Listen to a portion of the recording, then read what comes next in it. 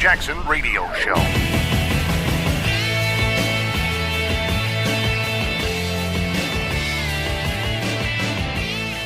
Welcome back, everybody. Kevin Jackson here.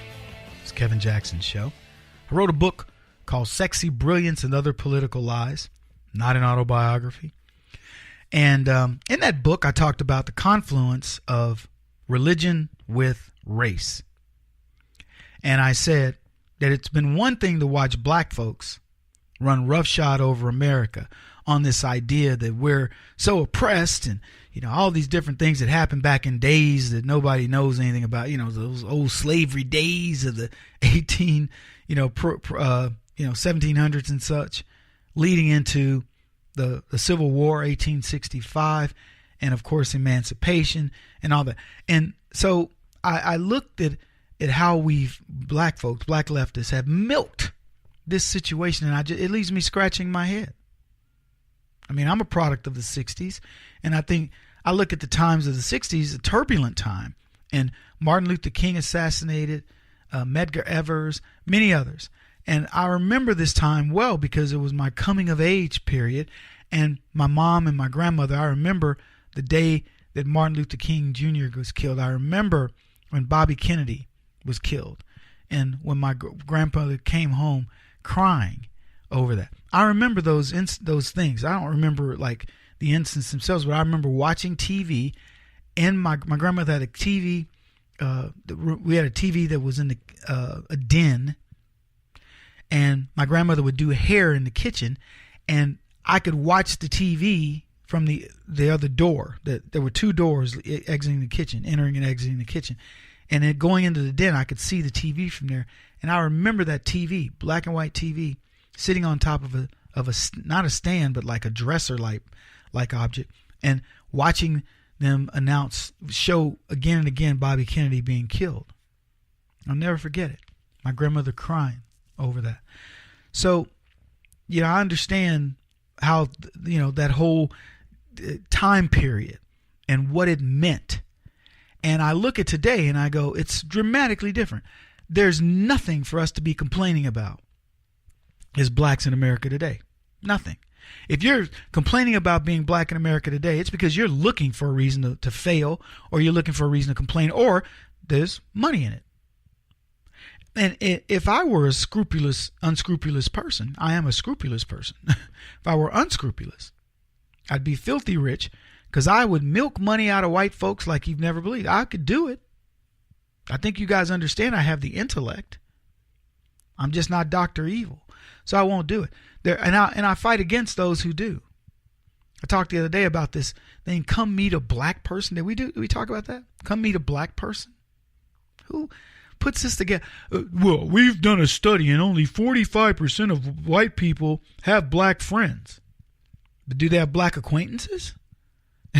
The definition of a friend is what we have to look at here. They say 83% of blacks have a white friend. Here's what I'll tell you. If that's the case, I can guarantee you the white friend of blacks is a much better friend to blacks than black friends are to the white friends. That's just the truth. People get mad at me for telling the truth, but black folks don't make very good friends. They don't bail you out of jail. They're not coming to fight for you. You know, white friends, man, they are ready to go. This has been my experience. I got family, black family, that won't come to your aid. And I told the story of one of my best friends, black friends, who I'd known. I was closer to him than a guy I met. We had 1 year together when I was in military school. And we remained friends. We hadn't seen each other, talked to each other in like 18, 20 years. And this man found me on Facebook when I was at a very low point and loaned me money so that I could not lose my home. And my buddy, who I knew, black dude, who, you know, knew me, we were like tight. He made money. I knew we both would have, bailed each other out many times. I mean, could have. We had the money. And when I asked him, he made it sound like, I was a stranger. So, look, I'm talking from experience.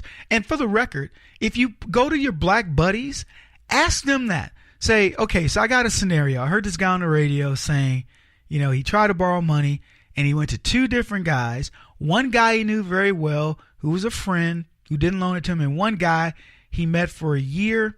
They had a great year together in school, always remained friends, but just couldn't find each other. And the one guy bailed him out. And that black dude, whoever your black friend is, will tell you point blank, the guy who didn't loan your black radio host the money was a black guy. The guy who did loan the money without any questions was a white guy. They'll tell you that. If you came to me with that scenario, I would tell you, yep, I know who did it. And it would be a very, very rare thing indeed if a black person did that for you. I had it happen. Years ago, I had to borrow money from one of my best friends. He brought it over. His girlfriend brought it over in a briefcase. He put it on the table. I said, whoa, wait. I need to sign something, don't I? She says, no. Your brother said, give you the money. He doesn't need a signature. You'll get it back to him. It was a substantial amount of money. So that is the rare exception. But let me tell you about that guy. That guy is so different than, and I'm not going to say than the average black guy, but it's true. He's very different, raised very differently, and so on and so forth. Tough life, but raised differently. So when I talk about these things, I'm not talking about them from the standpoint of, I'm not really sure. Of course I'm sure. Anyway, so I was talking about truisms. A stitch in time saves 9. Linda Sarsour was made one of the women of the year by Glamour magazine. And Glamour magazine made her woman of the year, one of a few, Gabrielle Union and others, all feminist, all racist, ethnocentric races of one sort or the other. And Linda Sarsour is a woman who has damaged women beyond belief. This is what's so ironic about the left. They would give an award to a woman who preaches the virtues of Sharia law that marginalizes women. Yeah. It's like they look for the worst person you could possibly get and they say, let's make it her. And whether it's GQ with Colin Kaepernick or it's Linda Sarsour in Glamour magazine, the left seem to say in your face, we don't care what you think. We're going to honor who we want, and we'll honor scoundrels. And they want you to believe that that's a good thing. That's why I keep talking about a stitch in time saves 9. What are we talking about there? Linda Sarsour has been now in this country. I don't know who got her here. She's been preaching, Muslim this, Islam, knowing the scourge of that religion. And unless we nip it in the bud, she'll gain a foothold. She's now a woman of the year. You want to know why we're nipping in the bud Colin Kaepernick?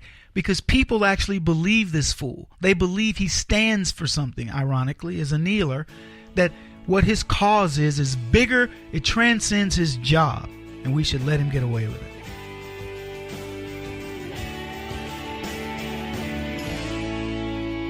This is the Kevin Jackson Radio Show.